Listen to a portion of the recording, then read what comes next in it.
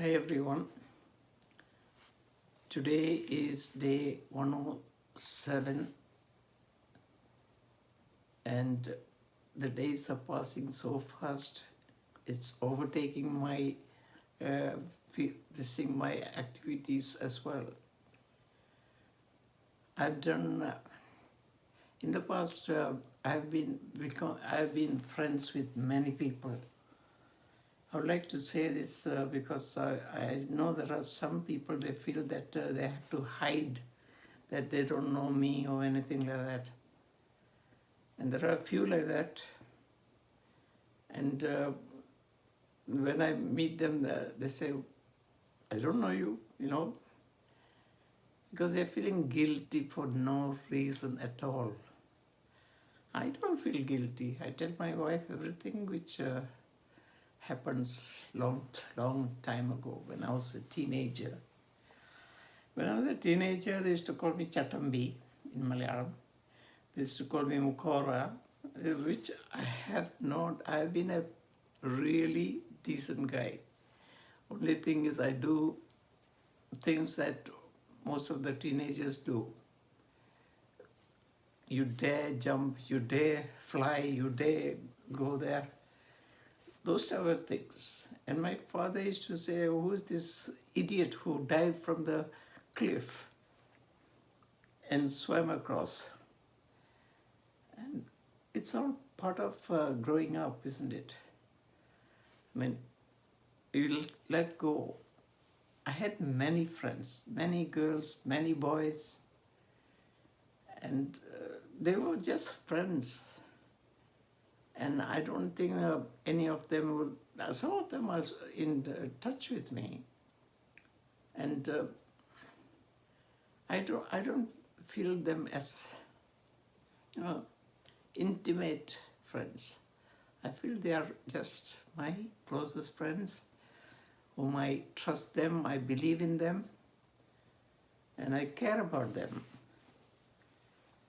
And some people, they have this feeling that, oh, if I tell my partner I got this friend before in Mombasa, he'll think something else. Nothing to think about. You don't have any guilty conscience. This I'm telling to the people who long time ago used to say, oh, I don't know that guy. I never met him. And it's fine if you don't know me. But some of those friends are still in contact with me. Not those friends, actual friends, good ones.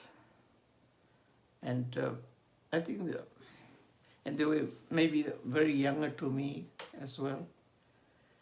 But some of them have been friends, even boys, have said that, I don't know you. Bloody hell. I have a photograph of this chap standing with me, his hand over my shoulders, and he says he doesn't know me. He doesn't remember me.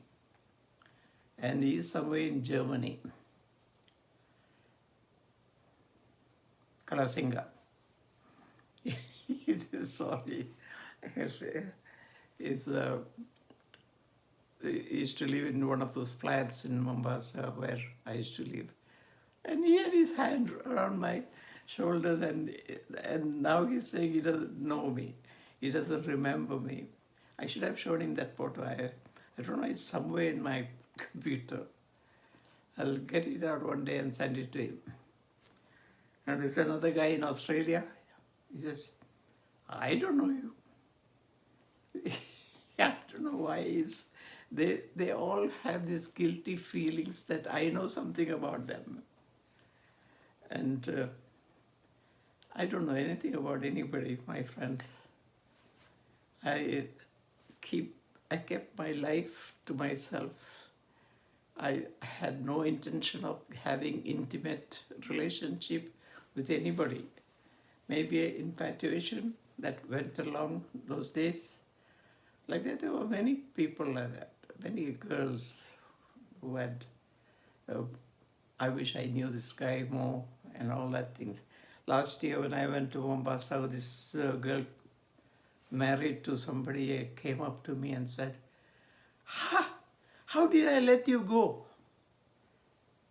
I said, you didn't let me go. I just went. It's not, nobody let me go. You're married to this guy. Stay with him. He's a fantastic guy. These type of things. And then last year before last, when I went, last year, early January, March or April, when I went with the children, they refused to see me. I said, fine, it's okay, no problem. But I went to my old friends and had meals with them, and they were very nice. And anyway, they became friends because I knew their brother who used to work with me. That's all friendship I had with them. And I don't have any hatred towards any one of you, whoever you are listening. And that's that. Now to tell you about my workplace, I worked for Chandaria Aluminium, an industrial works in Mombasa. It belonged to Chandaria Group. And I'll tell you one thing, one of the Chandaria girls met me in Baburi Beach. And I was just talking. She said, oh, you work for my company. That's all we said. And I said, yeah, so what? I don't belong to anybody. So one of the Chandarias, they saw this, me talking to her. Next day I was called in the office. I saw you talking to my sister. So I said, I didn't do anything to her. She asked me if I worked for her company, and I said yes. But you shouldn't talk to my sister. I said, it's a free country. What do you mean I shouldn't talk? If she comes to talk to me, I talk to them. I'm not intimate with anybody. Gosh, these people are narrow-minded people. I have no guilt in anything. Anyway, I said, look, after that, I had a 4 months holiday in India. And my uncle wanted me to marry his his daughter. I don't want to marry my sister. She's a cousin sister, isn't it? And it went on like that. I was trapped in between friends and people, and I'm not the kind of guy to go and jump into bed with the first girl I see. I never did anything like that in my life. Maybe I've kissed somebody, perhaps, in my life, in my past, but nothing else. After working for this Mr. H.P. D'Souza was my tutor in Chandaria Aluminium. And he was a very friendly person. He had about 5 children. And he used to live right on top of a flat in Ganjoni. I used to go and see him. And he used to like me a lot. And then he used to tell me stories. He knew my father. Everyone in Mombasa knew my father. My father, he was a great guy. That's all I can say. And then from there, when I went to India and came back, it was 4 months. So, they promoted me to rolling mill, where the aluminium is rolled to make into sheets so that they can make sufriya pans and kettles and all that thing, aluminium kettle and things like that. And